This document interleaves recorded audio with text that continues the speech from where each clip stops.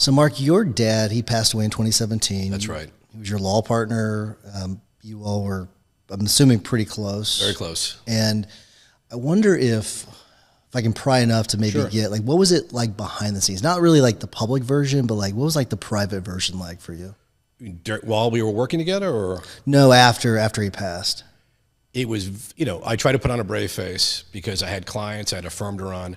It was very difficult. He had terminal cancer, so we both knew what was going to happen. And he had his wits about him until the very, very end. So his last year, all of 2017, I pretty much ran the firm by myself because he was sick at home. Yeah. And I'm sure it came out to the public how I'm sure I was short-tempered a couple of times or lost concentration. I got in a huge car accident about 4 or 5 months before he died, which was completely my fault because I was thinking, I just had visited him at his house and I was thinking about him and distracted. And luckily I walked away without a scratch. My car was totaled, but I luckily walked away. So it was extremely difficult. And I always tell my wife, I got through that year, 2017, I can get through anything. Mm-hmm. It really was the crucible for me. And it's amazing the strength you find when you have to find it. How long had the two of you worked together? About that time, over, I'd say about 20, 23 years. It's been quite a while, since the mid-90s.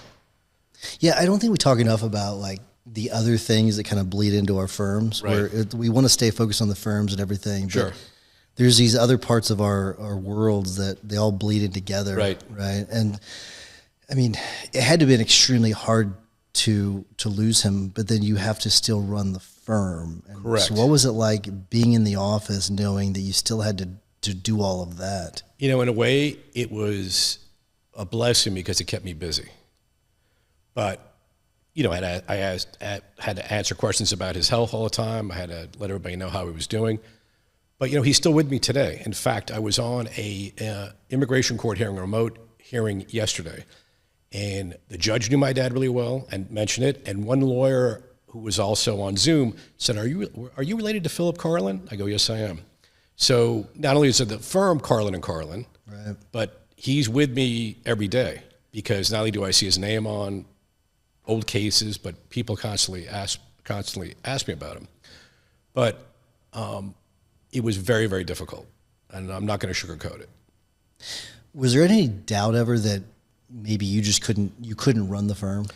I was thinking about that as I was coming in this morning, and my response to that is, I'm glad COVID happened, which sounds crazy. Yeah. But COVID saved the firm.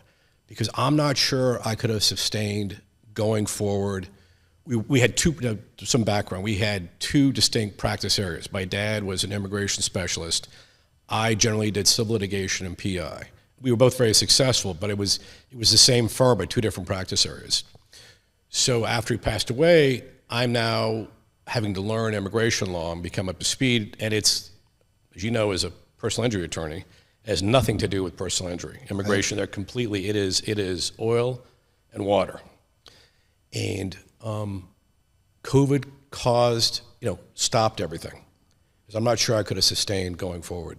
I don't know what would have happened. Either something would have happened to me, or the firm would have dissolved. I'm not sure. But I couldn't sustain managing both firms and really not grieving. Yeah. I didn't have time to grieve. I had to move forward. We have clients. We have a business. We had 6 or 7 employees. All had to go forward. That is, I guess it was fortuitous timing in a way because you could sort of take a breath and catch up. Yeah. I mean, of course, at the time, as we all were, who knew what was going to happen? I remember the day we shut down, we got a message from our landlord saying, we're shutting down. We're not sure when you'll be back in the when you'll be allowed back in the building. And I remember calling my wife frantically and then scooping up like all the firm checkbooks and financial records because I wasn't sure when I would come back to the office.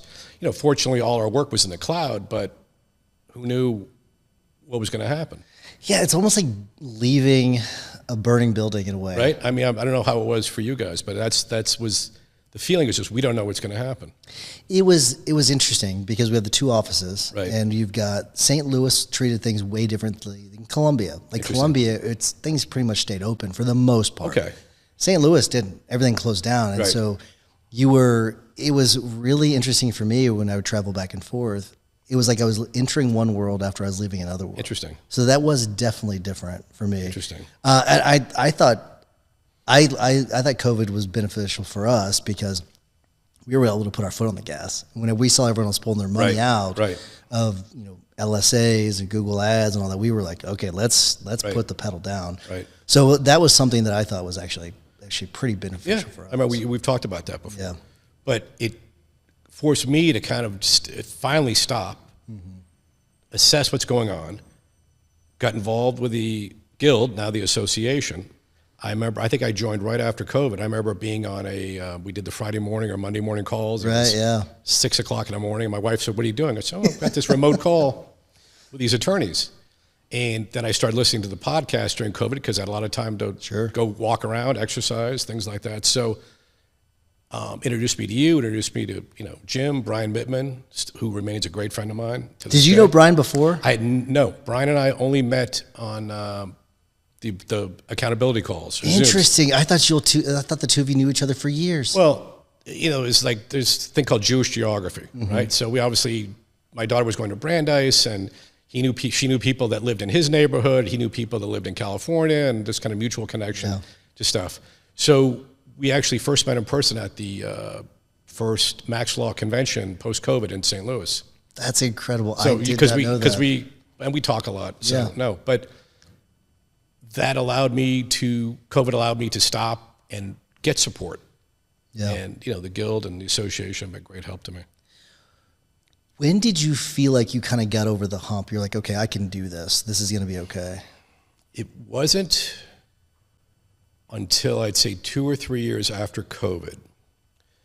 And we made some major changes in personnel at the office, and you and I had talked about this previously.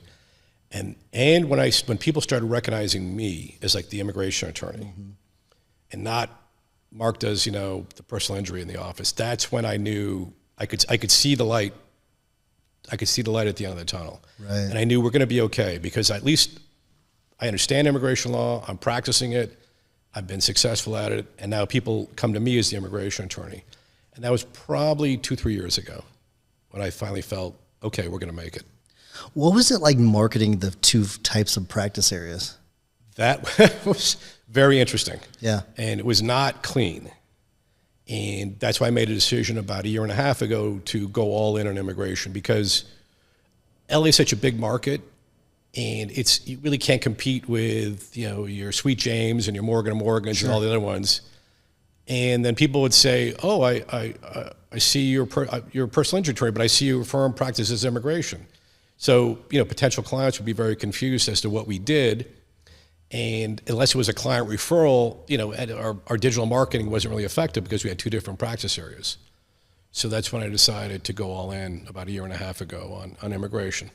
So I think that a lot of people hearing that would think, because everyone, I think people oversimplify PI. They think I'll send a demand letter and I'll make a bunch of money, and I laugh whenever I hear that.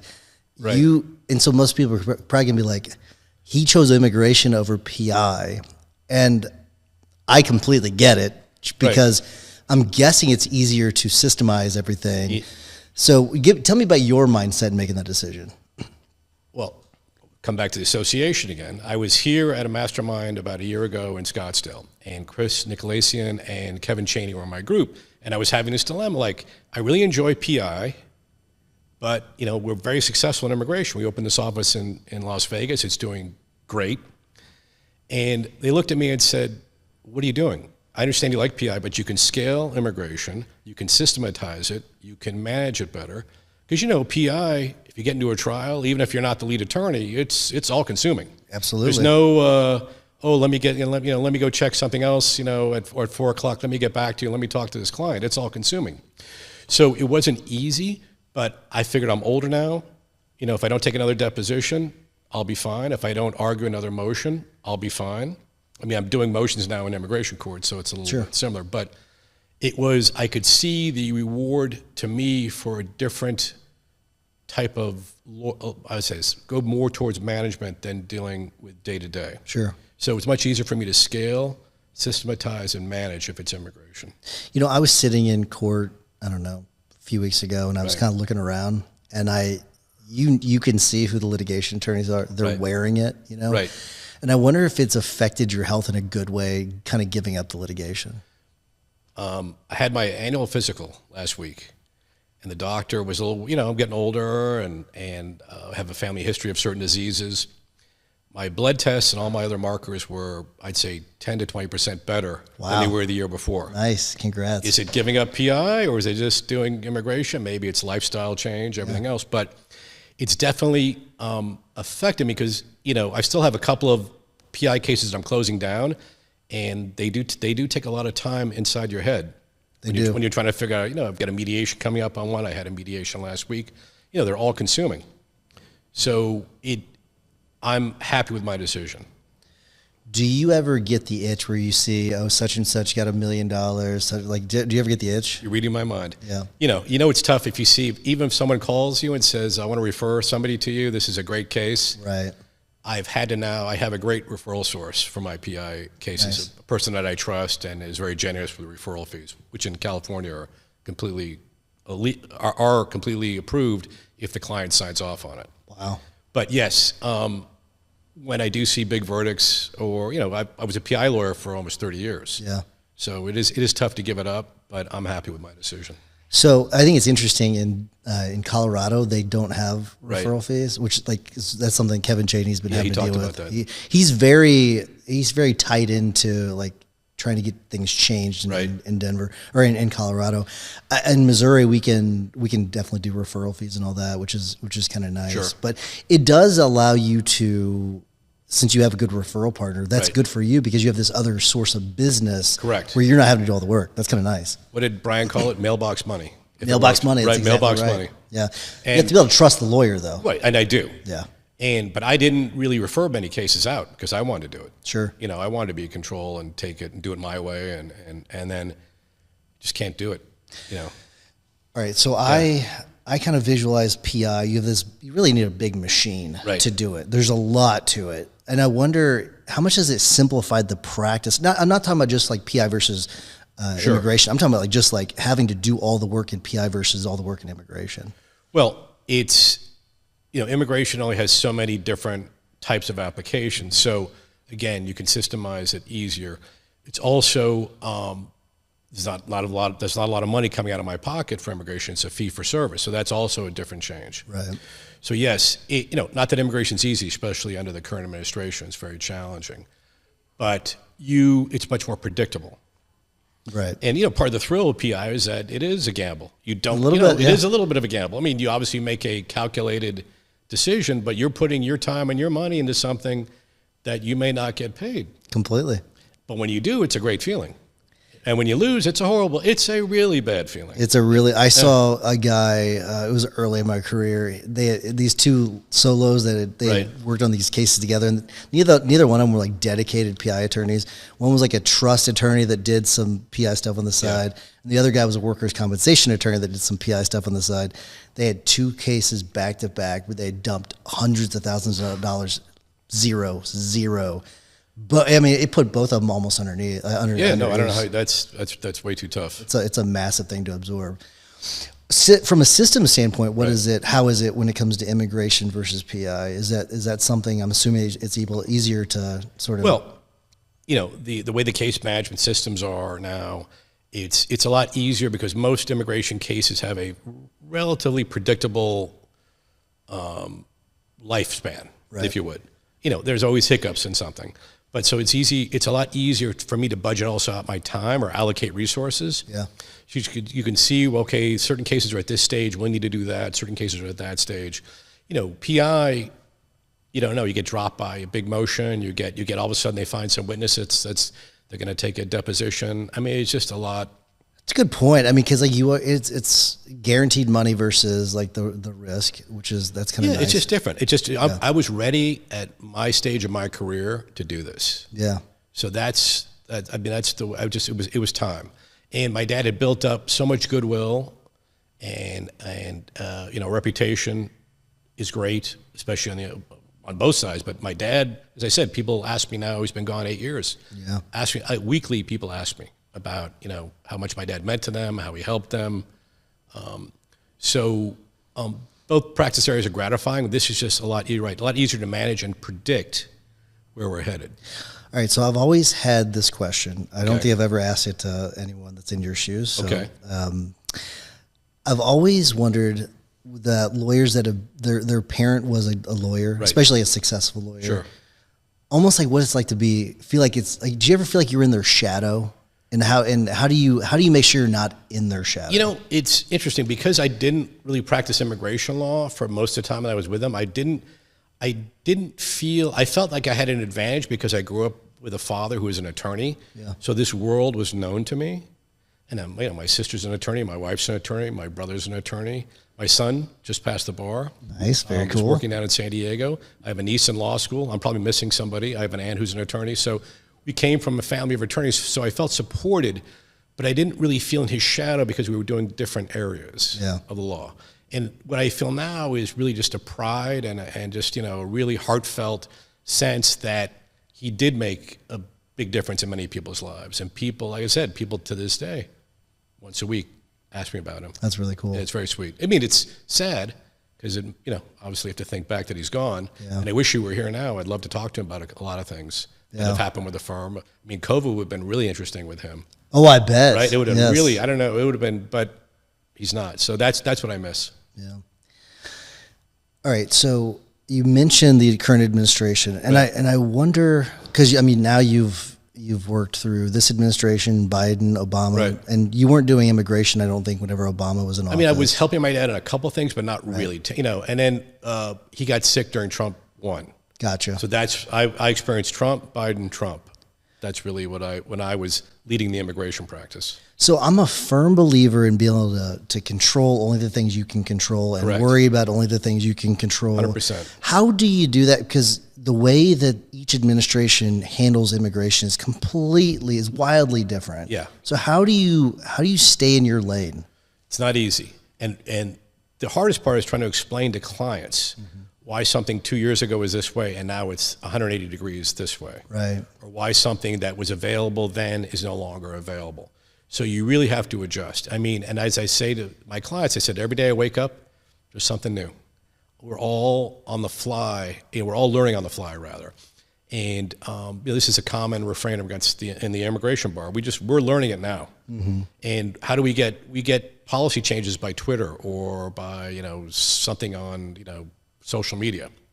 So it's been much more radical, the changes, and much quicker during Trump 2 than Trump 1. But the law is the law, the rules are the rules, and so you try to just apply both the rules and the law as best you can and try to protect your clients. Have you found a way to systemize the chaos in a way? Yeah, because it's still forms, it's still it's still an administrative process. The chaos is coming where we've actually I filed last week my first habeas. Oh, interesting. In federal court in San Diego to get someone out of custody that I thought they were wrongly detained, and they were released. So that is kind of the chaos factor, is people getting detained. Yeah. That in prior years, even under Trump 1, if they got detained, they'd be let out on bond probably pretty quickly, and a case would take a lot longer. Now we're getting, people getting picked up at 7-Eleven parking lots or grocery stores. That didn't happen under Trump 1. What I find interesting about immigration in general is because immigration's not just immigration. You have people that do different carve-outs. They have different niches within immigration. So here's what I find really interesting. Let's say you are a deportation-heavy immigration practice. Under Biden, not good for you at all. Correct. So you have to find a different way of making money. Whenever you get to Trump and Obama, deportation-heavy both. Right. But the other stuff is harder to process. So how do you balance that part of it? Really good question. During Biden, we really didn't wind down, but really, we didn't emphasize deportation or removal defense, what we call it, because it wasn't there. I mean, I had the training because I did do it under Trump 1 when I took over from my dad, but we always had a backbone of doing family-based immigration. So I was able to ramp up, and most of the lawyers that I work with, and I have a couple that I work, as contract attorneys, they, from Trump 1 and before, they were used to immigration court. So we had to, put some, oil, like the Tin Man, we had to oil ourselves up, get the joints working again, and get those reflexes. But I mean, the amount of time in the last year that I spent in immigration court compared to Biden's last year was probably 50 to 60% more. Oh my gosh. The good news is, again, thanks to COVID, and hopefully that'll keep this way, we do most of our appearances remotely. It's really a real good. game changer. When I first started doing this, I would have to physically, because my dad now is getting sick and he can't go to court, I'd have to physically go to downtown LA or Orange County to immigration court, like a normal civil court. And now most of it is done remotely. So, I have a practice now office in Las Vegas, and I've appeared, the judges know me quite well through Zoom in Las Vegas. Because I can do 2 or 3 hearings from my desk, or another attorney can do them on their desk. So talk about the Vegas edition, because I think that's really cool. That's something that you talked about in the hot seat the last time I talked to you. And I don't remember whenever we had dinner in New York if we talked about it. It was really loud in there, but we probably talked about it. But about my head paralegal, although she's from Los Angeles, a lot of her family lives in Las Vegas, and I've gone there for conventions and other things. I grew up in Southern California, so it's close by. But what I noticed was a lot of our clients or their family members were moving from Southern California to Las Vegas. Just kind of noticed migration because of job availability, cost of housing. And they would say, do you know any immigration attorneys in Las Vegas? And I really didn't. Mm-hmm. So just by happenstance, I got to know 2 or 3 attorneys in Vegas. I worked on a couple civil cases there that were federal. It was like a federal malpractice case against an Air Force hospital. And I would ask who all these attorneys, like, is there anybody immigration-wise? And nobody knew anybody. And my head paralegal's family, nobody knew anybody. And especially for the Spanish-speaking community, which is a large part of a lot of our client base. So about 2 years ago, I said, well, let's just open a little satellite office and see what happens. Because as an immigration attorney, I'm barred in California, but I can practice immigration law in all 50 states. It's kind of unique. I think it's Social Security is the same way. Okay. So I don't have to be a member of the Nevada bar. There's a lot of immigration lawyers in California who aren't members of the California bar. It's interesting. I didn't know that. I didn't know that until I remember asking my dad, like, well, wait, he's a member of the Washington, D.C. bar? How can he practice immigration law? Yeah. So that's one benefit, is I don't have to be licensed there. Although I am scheduled to take the Nevada bar in July just to prove that I can do it. And I think it'd be a good benefit to have. The whole team's counting on you, man. Right? We got you. No pressure, right? Anyway, so we started kind of like a small Facebook campaign, a social media campaign, and word of mouth. Las Vegas is a very compact town, even though it's 2 million people in the metropolitan area. It's small. And so word got out, our social media campaign got out, and our business has grown tremendously in Las Vegas. Where it's a huge percentage of our business. And I'm there probably 3-4 times a month. Really? I've got to know the streets. I know where to go. And luckily my wife and I are empty nesters, so I have the time to do it. Sure. If my kids were at home, I'm not sure I would have done it. So it takes a lot of time away. I bet, because that is a lot of travel. It's a quick flight though, right? It's 45 minutes. I live 15 minutes from the airport, as long as they keep having pre-check, which we have. It's easy. Yeah. But it's still, and we're really busy there. And so that's how it came about. It came about as like, let's experiment, because just anecdotally, there didn't seem to be much immigration that was geared to the Spanish-speaking community. But we in Las Vegas have clients from all nationalities, all languages, everybody. Do you think you could take what you're doing currently, right, document the process, and then apply it to other cities that may be similar to Vegas?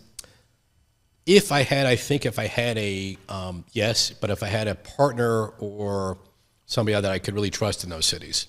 Yeah. Because it's still tough to manage time difference and everything else. And, there's nothing like being in person and seeing the operation. So, like today I'm gone, but my staff is doing things. That's fine, a day or two, but yes, I'd like to open eventually. We maybe could open other offices, but I think it would be with a partnership with somebody else. Do you have a staff in the Vegas office? I have people that help me there. Yeah. But that's one thing, the challenges for 26 is getting a more permanent staff, because I did not anticipate that we would grow to the extent we've grown in Las Vegas. So I mean, that's a good problem to have. It's a real good problem. I'm not complaining. Yeah. Have you thought about how you would manage that? What it would look like? That is a work in progress. Perhaps an associate will join me in Las Vegas. It might have his or own book of business, but kind of combine our practices. That's realistically the way it is. You'd almost need like some sort of office manager or someone that actually manages the physical office itself. Right. Yeah, and somebody you can trust and verify everything, and it's tricky. Here's an interesting idea. Yeah. So I didn't know that this was the name of the term, but do you know what an MSO is? I have no idea. Okay, so whenever you did PI, you know how like sometimes you'll have these medical providers where you can go through them for like a chiro, an ortho, an MRI. So MSOs, and so it's managed services organizations. Okay. So that apparently Chad Burton, that's something that they're doing with Modern Law. And it would be kind of an interesting thing for your setup where you've got this MSO that sort of manages the operations, but the legal fulfillment's maybe done by either that associate that you have there or someone else. That was kind of an interesting idea. It is interesting. Yeah. That's the wave of the future. Yeah. Consolidation and, the nationalization of all these practices. Do you think that's actually going to happen? Because I've been hearing about that for 15 years, and I've only recently seen some of it starting to happen. Listening to other podcasts and anecdotally, I think it'll happen if you have a practice that generates, or a firm that generates X amount of money, you might be a good target for at least consolidation. I don't know about, venture capital or private equity, but I think, I know, like, for example, Sweet James, the PI attorney from starting Southern California, he's big in Las Vegas. He's big here in Arizona. I was in Atlanta about 6 months ago, and there's a Sweet James billboard. Yeah. So I think he's consolidated, and that might be the wave of the future. I haven't seen it yet in immigration, but it seems to be the way things are going. Maybe Karlin and Karlin might be the Morgan and Morgan of immigration. It could be. It is kind of interesting watching Morgan and Morgan on one side of the country starting to spread west, and Sweet James starting on the western side, starts going east, and what the clash is going to look like in the middle. Interesting. Because it's going to happen. I mean, they're going to clash with each other. Oh, absolutely. And I do think that Sweet James is on the East Coast. It just it's interesting watching the map sort of spread, and part of that I think is Sweet James, the way that, or not Sweet James, but Morgan and Morgan. They got, tort reform gutted them in Florida, so they had to find other ways. Well, that's what it was. Okay. Other ways of making money. Sure. But it's also interesting. I've noticed with Sweet James, they're going in and they're buying like the firms of like some legal influencers, and then I did kind of notice that, and I wonder. I would love to have their COO. We had their COO on a year or two ago. I remember that. And I'd love to have them back on. Maybe I'll have them back on just to talk about like a little more of the strategy, if they'll talk about it a little bit. Yeah, if you will. Yeah. But I think that's, obviously they come in, they market heavy, but you're right. Yeah. They do a lot of social influencing. Immigration is ripe for something like that because it is so form driven for a lot of things. Yeah, and it's nationwide. It's the same rules in Missouri as it is in California as it is in Nevada. So that's the benefit. There's no, the circuits, if you get into more complex areas of the law, there might be a difference in the circuits. Right. The Fifth Circuit versus the Ninth Circuit, but generally it's all the same. Because it comes down to Social Security, which is, I think it's too similar to PI. Right. I think some of the VA benefits you could do. I think so. I think you can do that as well. A little bit. There's the vaccine court, which there are some attorneys that do that. Yeah. That's all in DC though. Right. Exactly. And then you have immigration. How do you deal with it? It does seem like there are a lot of immigration attorneys. Sure. But it's almost like it's a part of their practice. It's not their primary niche. Right. And that's what we found in Nevada. In California, not as much because it's such obviously a giant immigrant population. So most immigration firms there specialize it. But we've seen in Nevada, it's like the lost leader to bring in PI cases. Mm-hmm. So that's one reason I think we were able to be successful is that we were dedicated to immigration. But there were a lot of firms who did PI criminal immigration, and they're still in California. But I can tell you as somebody who ran a two practice law firm, it's not easy, especially when they don't overlap. Now, the demographics of your clientele may have something in common, but those are totally three very different areas of law: criminal, PI, and immigration. Yeah, completely. I wonder if you could, let's say you did choose to take your same model and apply it to other cities. Could you just do some of the, I don't know another way of putting it other than like some of the more form-driven parts of some of those niches where you don't have to appear in court? Is that something you could do? Yeah, we could, but it depends on who's in the administration, right? Yeah. So then where's the need? The need now is we're getting, people getting detained or people that you wouldn't have never thought they don't have criminal records. They haven't done anything wrong other than here they're in the country without authorization or they've overstayed. So as long as things stay remote with immigration court, as long as those appearances are permitted, I think we'll be okay. But yes, you could, but you'd be turning down a big part of the market. Right. If you did that in today's climate. Who knows what's going to happen in 2-3 years from now? Who knows what's going to happen after the midterms? We don't. All right, so this is more of a legal question. Sure. I'm very curious about this. Are you, let's say you are, because there's no path to citizenship if you are here illegally, right? Not generally. I mean, there are ways to get a green card, so that's not true. If you through marriage or through family, there are ways to get a green card, which is permanent residency, and after 3 years if you're married to a U.S. citizen. So there are ways around it. What we see a lot of is, let's say someone comes here, they're undocumented, then they have U.S. citizen kids. Mm-hmm. There really is no pathway for those children who are now, 26, 27 years old, U.S. citizen adults who are born here. There's very limited pathways to help their parents. Okay. So then this is my question, because I've always just wondered, this is more of a curiosity thing. And wouldn't it just make more sense for them to leave the country or pretend they're in another country? Right. And you wouldn't, this is sort of like, this is advice you tell your clients. Of course. But at least pretend like you're outside the country and then apply to become get a green card or a visa or whatever it is outside the country. Wouldn't it be cleaner for them? There are, first of all, there's penalties. If you've been here for a certain amount of time without authorization, you leave. Yeah. As soon as you cross out of the U.S., big penalties, including time bars and things. Interesting. Happen. Okay, that answers my question. So okay, that's your question. Plus, the government knows everything, so you can't say, "Well, I'm living here in Phoenix, although I'm using an address down in Mexico." They know everything. So they know that they're here. You can't just leave and pretend like you were never there. Right. And I've had clients say that, or potential clients say, "Well, let's just say I leave. I go back to my home country. I don't tell them I was here for 10, 15 years. They say, you know what? They're going to find out. And when they find out, it's not going to be good. So you can do that, not with my help, but you can, because it makes sense. Like, I never was caught. No one knows. I've never had any interaction with the police or immigration. I'm saying, but and you have a footprint here. If you've lived here for a certain amount of time, they know you're here. Interesting. And they'll find out. See, this is how little I think the average person knows about. Right. So it's not that easy because, again, really harsh penalties apply, especially if you've been in the U.S. without authorization for more than 1 year and you leave. Right. It triggers a lot of bad things that are going to prohibit you from coming right back. It's got to be kind of tough whenever, let's say you've got like that worst case scenario where like there's no real pathway. Right. I guess someone could pay you to help usher them through this process, knowing that the outcome's not going to be fantastic.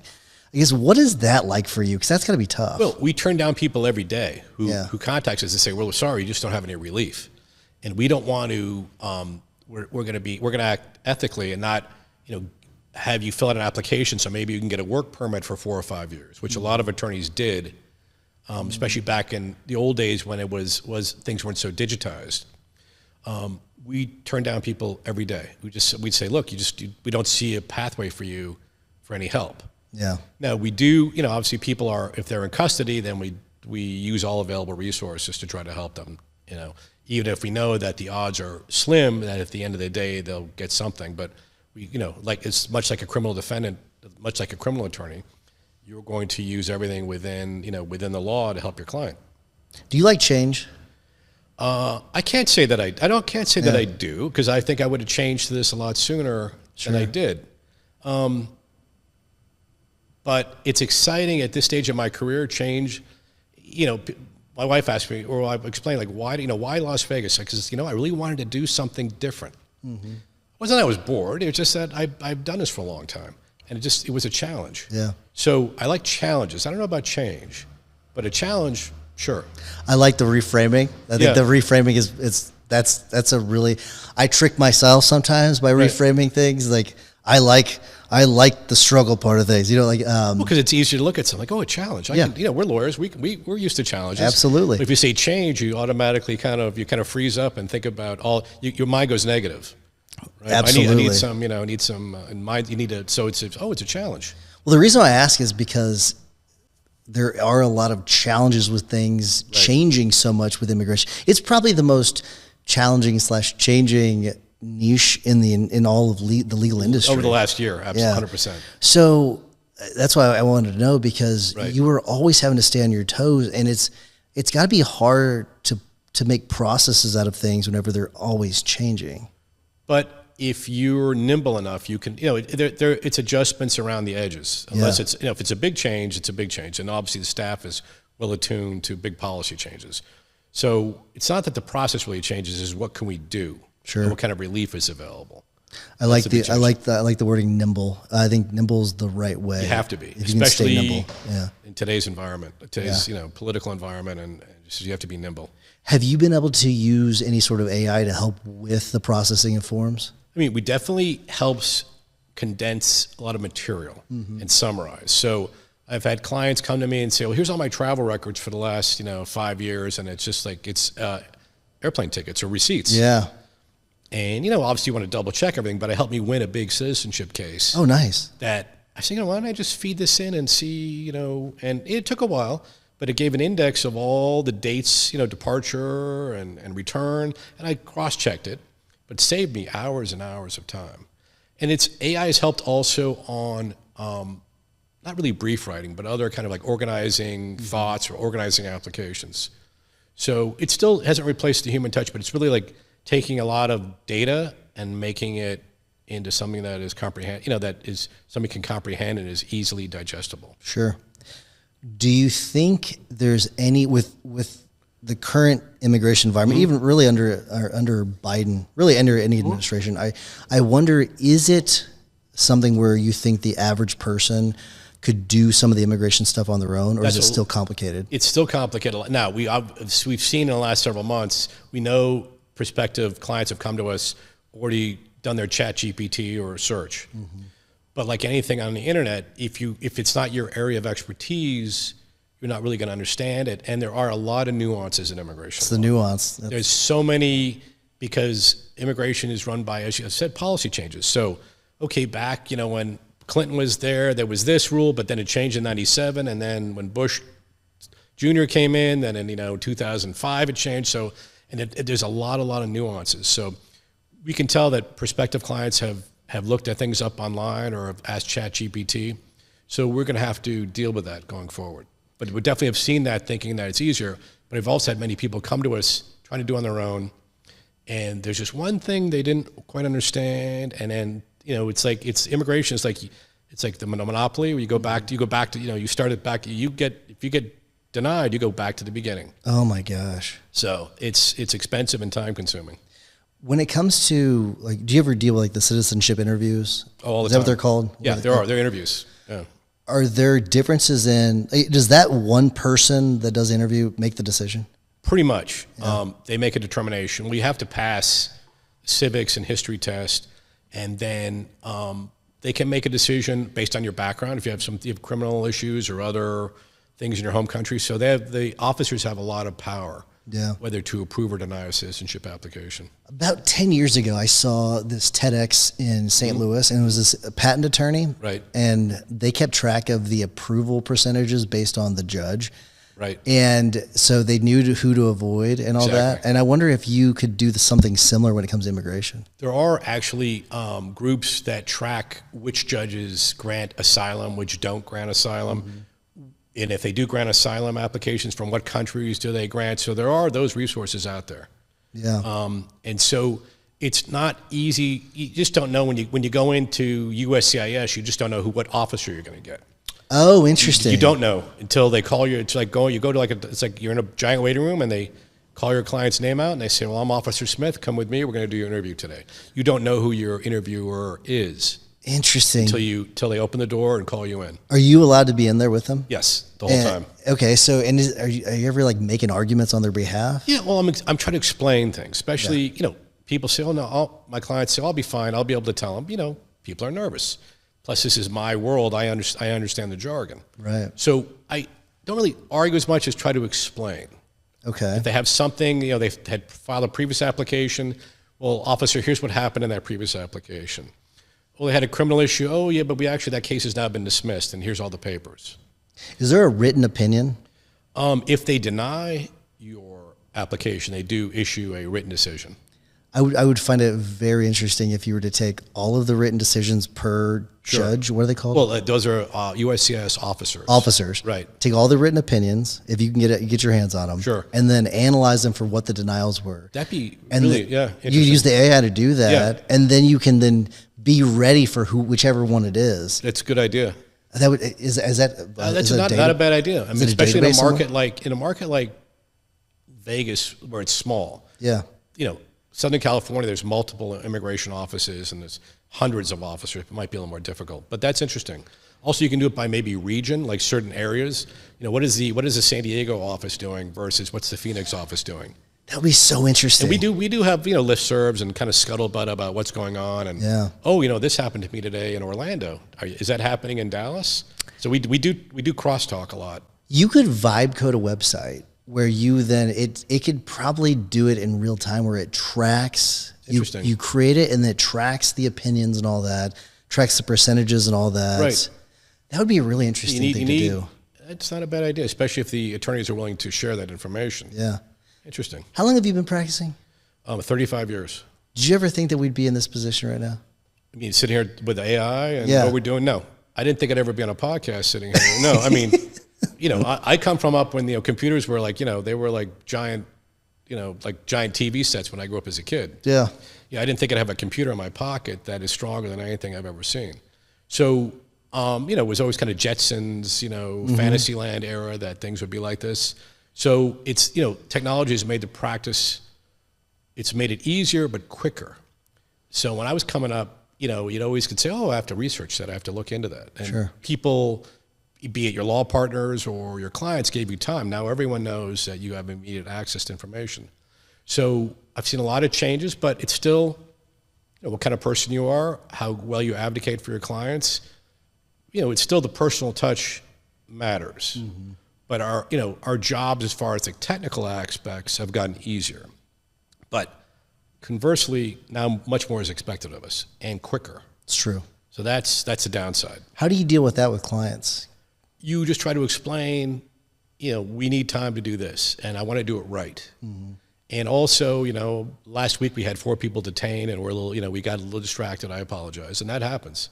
So you just try to set expectations. Do they seem to understand given the current climate? The overwhelming majority absolutely do. Interesting. They absolutely do. Because I think they want us to be on our toes on their case, and they do understand what we're up against. You have your clients for a long time, right? You do, especially if they get a green card, then they become a citizen, or you have family members. Yeah. So, yeah, you do. It's like the family members, be it siblings, parents, cousins. So you have families that are clients for a long time. How do you stay in touch with them and almost like keep their minds busy instead of like wandering? What's going on with my case? What's going on with my matter? Like, how do you keep them satisfied? Yeah, my staff is really good, and we use we have a program which prompts us like at least every 30 days to kind of give the clients an update. Yeah. I have a great staff, very caring, and they're either immigrants themselves or grew up in houses with parents who are immigrants. Yeah. So they're very, they understand what the clients are going through. So we're real good at keeping everyone informed. And in immigration, there are periods, much like PI, where, trial date's 2 years away. Once we submit a lot of things, there are periods where the months happen, nothing goes on. Right. So we do try to keep our clients informed, but we do tell them at the beginning, first of all, you can reach out to us anytime. And, communication is so much easier now with texting and everything else. So my staff's pretty good at keeping everybody informed and giving them realistic timelines. But it's always better under promise and over perform. That's what we try to do. That's always the goal. Right? I mean, it's definitely not easy. No, not always. But And then one good thing about immigration is that a client can go look, it's publicly available, how long at this office, how long is immigration, USCIS taking to process an application. So that's out there. So we're not hiding anything. Right. But it is frustrating for clients because sometimes one client's case will take 3 months, literally, from start to finish. Other 18 months. Just don't know. Sometimes there's no rhyme or reason to it. When it comes to guiding a client on something like that, how do you advise them and how do you prepare them? Because that to me, that's such a stark difference.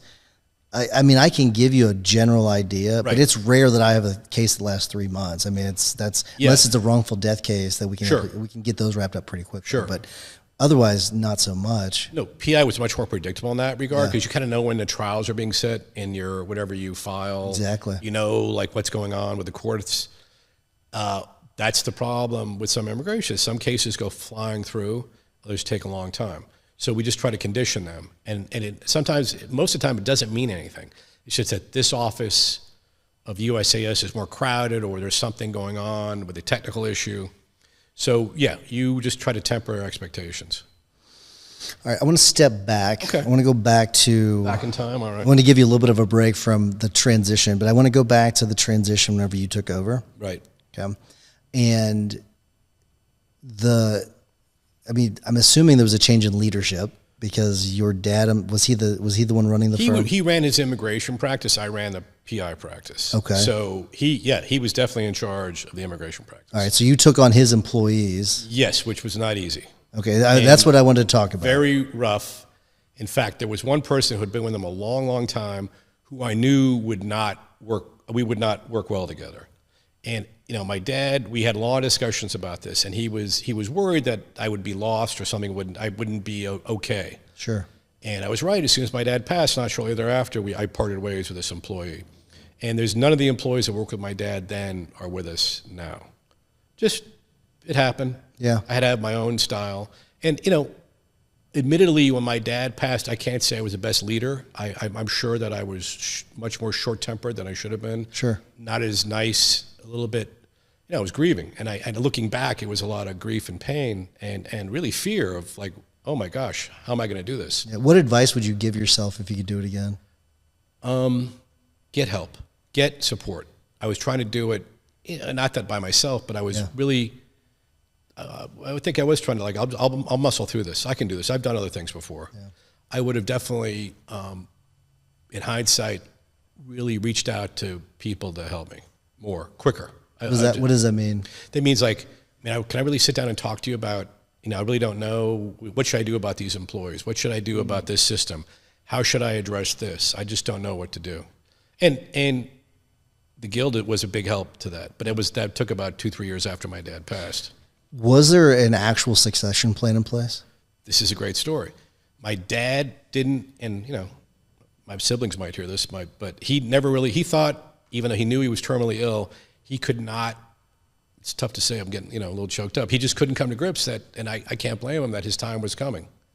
So we talked about it, but we really didn't sit down and write it out. We had some cursory conversations and we worked on financial things and getting the paperwork done, but it was really tough to have that discussion and we didn't have a strong succession plan. And that was part of the problem. He just thought I assumed I would just take over and there wouldn't really be any, I would work it out. I guess that was the assumption. Right. And I don't know. It's something that not only is my law partner, it's my father. So it's not something I can stay at arm's length and discuss. I'm getting choked up thinking about it now. So it's not easy. So no, there really wasn't. I don't know, quite frankly, would that have made a huge difference? I don't know. Do you think it might have made a difference when it comes to the transition in the firm? So people had an idea whenever your dad is no longer with the firm. Right. This is who's in charge. Here's who's going to be running things. Do you think that might have helped? It might have. I think they knew the people that didn't stay with us. They kind of knew that we weren't going to work well together. Because they were there. We were in the same office for years. So, and just stories I could tell about stuff that I had to help with when my dad was still around. How long did they stick around before they left? Most within a year, and then a couple maybe 2-3 years later. Because the ones within the year, I mean, that kind of sucks because you're still in that transition. You're still grieving. We went through a lot of people pre-COVID. We went through a lot of people that didn't work out. And I'm glad to say the last couple of years, we've had a very steady, roster of employees, very, very, people come and go. That's the nature of the business. But much steadier the last 2 years or 3 years than it was the first 3 years after my dad died. So from talking to you, I from the outside looking at it, it looks like you're a very proud parent. Right. It seems like your kids really love you. It seems like you've had. Yeah. It seems like you actually have really good relationships with your kids. I don't know if that's true or not, but it seems like it. It is all true. How do you manage that? Because parenting is a difficult thing whenever it comes to running a practice. So what are some advice? It wasn't easy. My wife during the high school and junior high and college, was great. Very, was always there for them. I'm sure I could have been there a little bit more, but my kids are adults now, so it's a little bit different. And but we've always been close. And how do we tell we're close? If we ever go on vacation, a lot of times they want to go with us. So that's always a good sign. That's a good sign, right? Absolutely. We're a very close family. So it was not easy to balance when they were younger. Obviously now we're empty nesters, so sure. My daughter's in graduate school back east, and like I said, my son's a lawyer in San Diego, so it's a lot easier to handle that. Yeah. Is there anything you would have done differently? As far as parenting? I don't know. I mean, it's hard to say because I really was happy with my career, and I think no matter what career I would have chosen, I probably would have been the same kind of driven person. Yeah. So, you could always look back and say, well, I wish I'd have done this. I wish I'd have spent more time. But we did spend a lot of time together. But of course, I'm sure there's times I could have been there more mentally. Because, after working 8-10 hours as a lawyer, you're a little frazzled a lot of times when you come home. Especially after litigation. Litigation. So I guess I wish I would have been sometimes a little less frazzled. Yeah. I could. I'm sure my wife would say that now. I wish I could come a little less frazzled. It's this job and running, as you know, and I think you and Jim talked about on the podcast, owning a law firm next to raising kids or dealing with, owning and running a law firm, is one of the hardest things you'll ever do in your life, other than raising a family or having health problems. And so it's hard to shut that off when you come home. Yeah. We care. And then in addition to worrying about our cases. So there's a lot going on upstairs, and it's tough to unwind. So long story short, I wish I had found a better way maybe to unwind, either through exercise, meditation, yoga, something, but I didn't. So the reason why I ask this is because I hear, especially a lot lately, you either have a choice of having a really good career or being a really good spouse and a parent. And I wonder what your thoughts are on that. I think I was able to do both. A lot of, not always great, but I tried my best. But I think that, the example that I set for my kids, hopefully that's like my dad said for me. When I grew up also, my mom was a nurse, and she worked quite a bit when I was in junior high, high school, and college. Because she was a nurse when she met my dad, 15, 20 years of having kids, and then she wanted to go back to work. Mm-hmm. So I grew up with working parents. So I don't think I sacrificed one tremendously over the other. I really don't. And working with my dad gave me the benefit of setting, had I worked at a big firm or with somebody else, maybe I would have had to sacrifice a lot on the family side. But here, no, I'm going to take a vacation. We're going to go somewhere. I own my practice. Do you think you'd be a very good employee right now?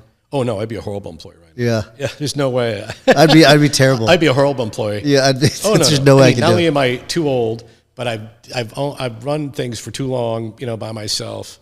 And somebody telling me, Mark, let's do it. We do it this way here. Yeah. I don't think that would go over too well with me. I'm the same way. I'd be ruined. So you've been doing this for 35 years. Yeah. Has there been anything similar to AI that has been introduced into the legal field that's anything even remotely close to the internet and the way you could research things changed dramatically. Even when, when I was in law school and then, first as a lawyer and there were still books, but remember Westlaw was really slow and things were really, really slow and hard. The ease of getting information was maybe the internet revolution, but I have never been so excited and also worried about something as AI. Yeah. And even though I'm towards the tail end of my career, I'm obviously worried about my kids, and I'm worried about the people that work for me now. If who they work for in the future, it is a little scary, and it is scary how what's that thing? Google Notebook where you can Notebook LM. Notebook LM. Yeah. So I was working on one of my PI cases for a mediation brief, and I put in my client's deposition, and I put in, and I'm listening to a 20-minute podcast on all the good things, bad things about this deposition, and it was creepy as can be. It was insightful, but it was listening to a podcast where, unless you told me this is an AI-generated podcast, if I was driving in my car, I would think it's just two people talking about this case I was working on. I like using it to prepare for mediations. Yeah. Where it gives me, it'll find things in medical records that I didn't notice, or it will interpret it in a way that's really beneficial. Right. Then I'm like, oh, or it'll say the defense is going to really hammer on this thing. I'm like, oh, I didn't see it from that perspective. That's fascinating. No, it is. I actually used it on the habeas petition I filed because it said, well, maybe there's this, but Marc's client has this going on. I'm like, you know what? Like the scarecrow from where they're like, oh, what? Yeah. You know what? Light bulb went off. I go, that's a good point. That maybe I should overemphasize that. Really, that I didn't really pick up on that. Mm-hmm. I mean, it was in my habeas petition anyway. So I think that's exciting. Have you tried it where you can talk with it? No, I haven't done. You can talk back. You to can it, talk, and it'll talk with you and stuff. I haven't got. Maybe I'll try that one after I leave. That part's really interesting. Early on, I used ChatGPT whenever the voice mode was first introduced to be like a hot bench for the 8th Circuit Court of Appeals. I felt that was really beneficial. Yeah. So it's way more advanced than what it was. No, it's crazy. It's I can't even imagine a year from now. Yeah. So the answer to the question is nothing as daunting as AI has come around. It's only been improvements. Now we're talking about existential issues for the law. I mean, we'll always have a law practice. People always need to have personal interaction, but how's it going to change it? I mean, I've had my fears, and I've talked about it on the show before. My prediction, there's going to be a pretty big contraction. It's not going to replace the legal field, but you're going to see a pretty big contraction over the next 5 years or so. But do you think in all areas of law or just? I think probably in all areas to a certain extent. But the big ones are going to be the ones that are very transactional. Sure. Those are going to be the ones that are going to have a fence around them are going to be the litigation types, because you can't have AI in court. It's just not going to happen. Correct. So that part's worried me, but it really didn't. I wasn't super concerned until a few weeks ago. I started to see these massive layoffs happening in some of these law firms. It was a big law, but it's a big law firm like 1,000 people. Yeah, and I'm like, wondering, is this the beginning of this? I don't know. I really don't know. And will clients continue to pay, hourly rates for younger associates to do all this work? That's how we learn. Right. If they know, well, wait a minute, Google Notebook can do all this. Right. Well, why am I paying anyway? So that's going to be interesting. Yeah, and there's that's even with there's rates increasing for lawyers, which I found interesting. Yeah. And that part's interesting. Do you think after 9/11 that there was any similar comparisons where there was just the unknown? You mean as far as the law? The law, because in the world in general, to me, that was whenever I was first starting college. So that's whenever that happened. So for me, it was kind of what's the world? How's it going to change? 9/11, obviously the event was shocking. I was actually supposed to go to a court hearing that day when it happened. Wow. And I woke up to my old-fashioned clock radio with news station, that World Trade Center. But not only was that day shocking, but I don't know if you remember, the several months after, anthrax and what's going on. Yes, remember all this? Yes. So that was, everyone was on ease. Now, not on the level of COVID level, because it still seemed a little far away, but what's going to happen? Right. Nothing compared in my practice to the disruption caused by obviously COVID was the top thing of. That's, to me, felt like a pause button had been pressed. Looking back. Yeah. The first year though was pretty tough. That's very true. I mean, I know it's sometimes I have to think, I go, did we really do all this? Actually my son was living in New York. He hadn't started law school. He came back to live with us in California, and and my daughter was a graduating senior in high school. Didn't have a graduation. We had her high school graduation at a drive-in.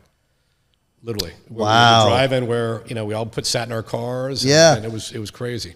Have you seen the movie Night of the Comet? I have not. Okay, no one has ever seen this movie. I've heard about it. We had, when I was a kid growing up, we had this movie on VHS called Night of the Comet. I can't find it anywhere. I've heard of it though. I think it was set in L.A. where this guy, apparently a comet hits the Earth. Right. And then he comes outside, and I remember he's got this big sliding door. It looked like that door, but it was a sliding door, right? Big, massive door. And he comes out, and there's no one around, like no one around. And that's what COVID reminded me of. I remember going downtown Columbia whenever everything got shut down. Right. And because it was during a date night, and Amy and I were like, we went and made some sandwiches and went and sat by the river, and they were like, let's go drive downtown. Yeah.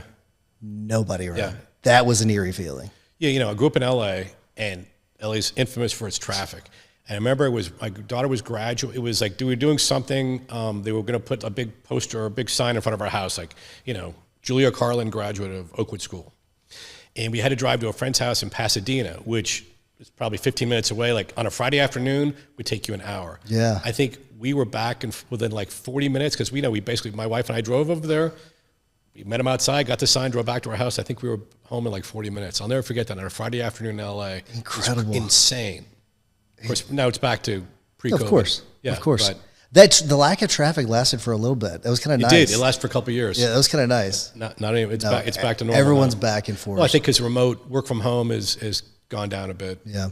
Are you all remote at all? We a lot of the staff works a day or two a week remotely, and that's fine as long as they get their work done. And I'm the type of boss I don't really care about how you do it. Just I want to have it done, and I want you to be responsive to the clients. Yeah. So if you're at home, that's fine. And with technology, everyone's together. And if I'm in Las Vegas, so it's we have an office, but several staff members do work remotely a day or two a week. Right. All right. Before we wrap things up, if people want to reach out to you, get in touch with you, ask you questions, maybe it's about immigration, maybe it's about running maybe about succession. You never know. But how can they get in touch with you? Well, it's Karlin and Karlin, or Abogados Karlin is our Spanish trade name. We're on Instagram, Facebook. Email me directly. You can look up my email. The State Bar of California has my direct email on there. So feel free to reach out. And it's Karlin with a K, as I always tell everybody. Marc with a C, Karlin with a K. Love it. That's how I always remember it too, by the way. Exactly right, yeah. All right, so I'm asking you this question because you've seen quite a bit. Right. You've been through quite a bit. Right. And I wonder, what's your advice to new lawyers that want to start their firms? What would you tell them if they were to start their firm today? It'd be great to have a mentor, if you could. Now, it's maybe not something easy, but definitely reach out again, much like I should have done when my dad passed.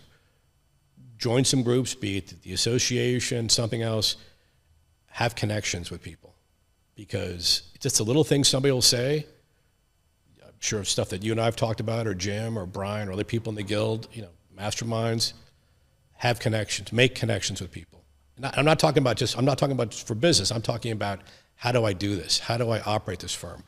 It can be business related. How do I market well? What things work? But make your circle as big as possible. Right. That's my best advice. And I'd say I would just kind of add to that, and try to make that as deep as possible too. Yes. So not just surface level. But exactly. And and don't think about what's in it for me. Right. Think about what can this, but this is really for support. Mm-hmm. If you have that goal of opening your own firm, think about, your progress steps, where you want to be in a year, 2 years, 3 years, 5 years. And then, seek out others who've already done it. Yeah. You don't need to reinvent the wheel. Marc, thanks for doing this. Really, anytime, Tyson. And I know you choked up a little bit. I appreciate you being vulnerable. I appreciate you flying out to do this. I'll do it. Anything for you. It's been really great. Appreciate it. Thank you. All right, Tyson. Thanks.